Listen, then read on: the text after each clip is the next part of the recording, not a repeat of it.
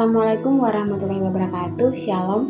Perkenalkan, nama saya Veronica Landupraing dengan NIM 2024720038. Tujuan saya membuat video ini adalah untuk menempuh tugas akhir semester pendidikan kewarganegaraan.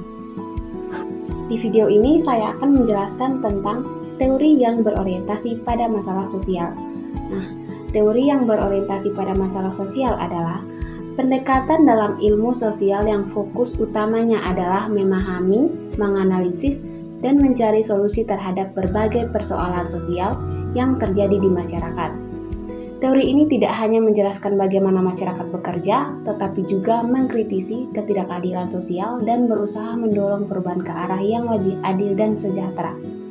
Adapun pengertian lengkap dari teori yang berorientasi pada masalah sosial yaitu adalah kerangka berpikir yang digunakan oleh para sosiolog atau ilmuwan sosial untuk melihat dan menjelaskan bagaimana faktor-faktor seperti kemiskinan, pengangguran, diskriminasi, kekerasan, dan ketimpangan sosial muncul, berkembang, dan berdampak pada kehidupan masyarakat.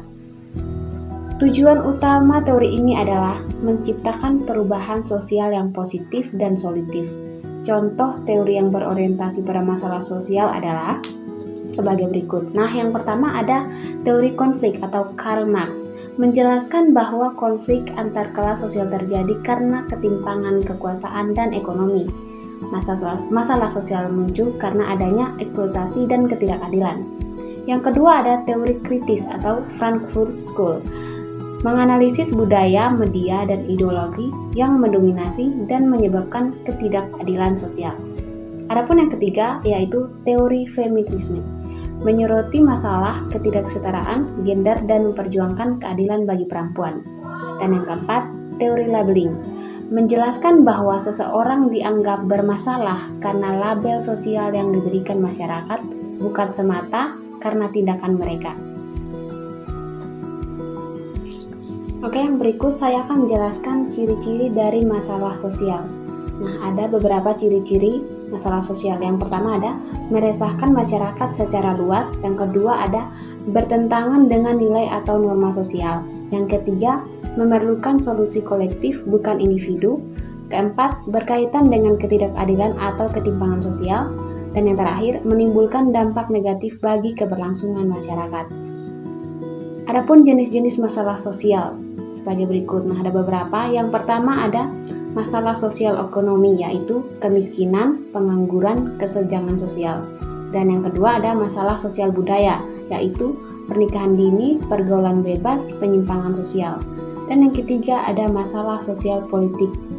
Yang pertama ada korupsi, kedua ada ketidakadilan hukum, dan diskriminasi.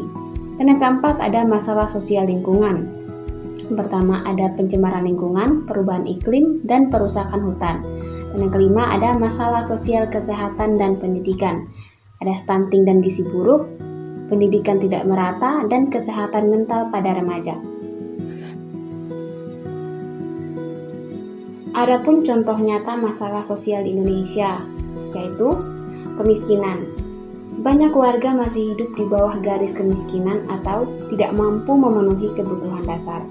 Kedua, pengangguran. Minimnya lapangan pekerjaan membuat banyak lulusan sekolah atau kuliah menjadi pengangguran. Ketiga, pendidikan tidak merata. Daerah terpencil sulit mendapatkan fasilitas dan tenaga pendidik. Keempat, bullying di sekolah. Banyak anak mengalami kekerasan verbal dan fisik di lingkungan pendidikan. 5. Krisis sampah dan polusi. Perilaku membuang sampah sembarangan menyebabkan pencemaran lingkungan. Yang keenam, pernikahan dini. Banyak remaja dinikahkan di usia sangat muda, menghambat pendidikan dan meningkatkan risiko KDRT. Adapun penyebab masalah sosial. Yang pertama ada faktor ekonomi, yaitu kemiskinan, biaya hidup tinggi, dan pengangguran. Kedua ada faktor sosial budaya, nilai budaya yang berubah, krisis moral, globalisasi yang tidak seimbang. Ketiga, faktor pendidikan. Kurangnya akses pendidikan, kualitas pendidikan rendah. Yang keempat, faktor politik dan hukum. Kebijakan tidak adil, korupsi, lemahnya penegakan hukum. 5. Faktor lingkungan. Urbanisasi tak terkendali, perusakan alam, minimnya kesadaran ekologi. Dan yang keenam, dampak masalah sosial, kualitas hidup menurun, meningkatkan kejahatan dan konflik sosial, diskriminasi dan ketimpangan sosial, rendahnya produktivitas masyarakat, keterbelakangan daerah tertentu. Solusi mengatasi masalah sosial yaitu peningkatan akses, yaitu pendidikan dan kesehatan, pemerataan guru dan fasilitas sekolah, program gizi dan layanan kesehatan gratis. 2. Penciptaan lapangan kerja dan UMKM, yaitu pelatihan, keterampilan dan pemberdayaan masyarakat, bantuan modal usaha kecil. 3. Reformasi hukum dan pemberantasan korupsi, penegakan hukum yang adil dan tegas. 4. Kampanye kesadaran sosial, sosialisasi nilai gotong royong, toleransi, dan hidup bersih. 5. Keterlibatan generasi muda, edukasi digital, gerakan sosial, relawan, dan lingkungan. Nah, yang berikutnya saya akan memberikan solusi dari masalah sosial. Masalah sosial seperti kemiskinan, pengangguran, ketimpangan pendidikan, kekerasan, dan diskriminasi menjadi tantangan yang terus dihadapi masyarakat. Untuk mengatasi hal ini, dibutuhkan kerjasama antara pemerintah, masyarakat, dan sektor swasta.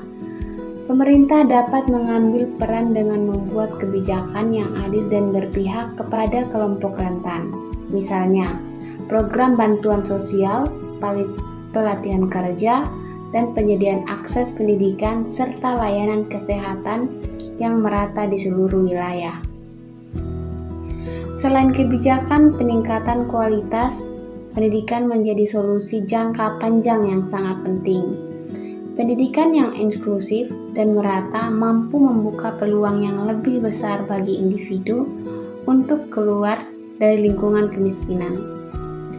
Kurikulum juga perlu disesuaikan agar membentuk karakter sosial yang peduli, toleran, dan bertanggung jawab dengan pendidikan yang baik.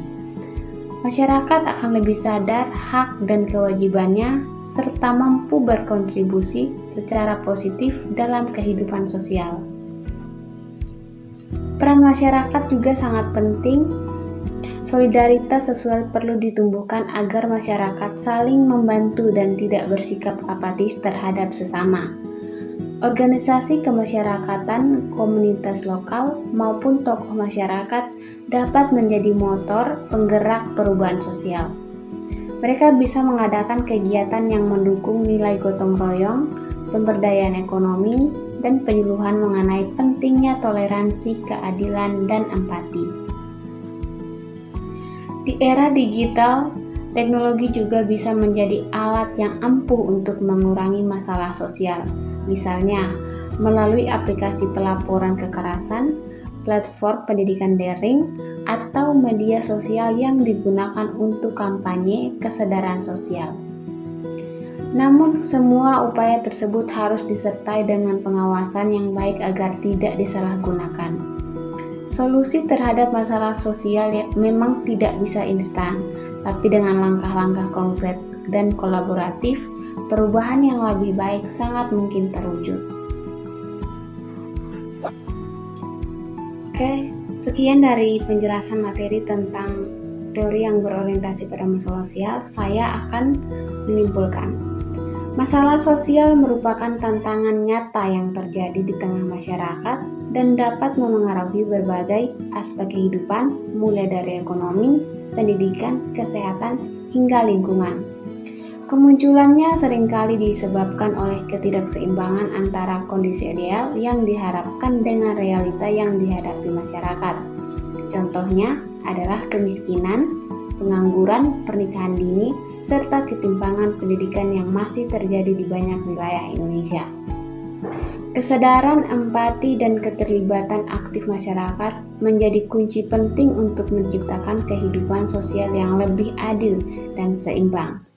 Kita semua memiliki tanggung jawab moral untuk peduli dan berkontribusi terhadap penyelesaian masalah-masalah sosial yang ada.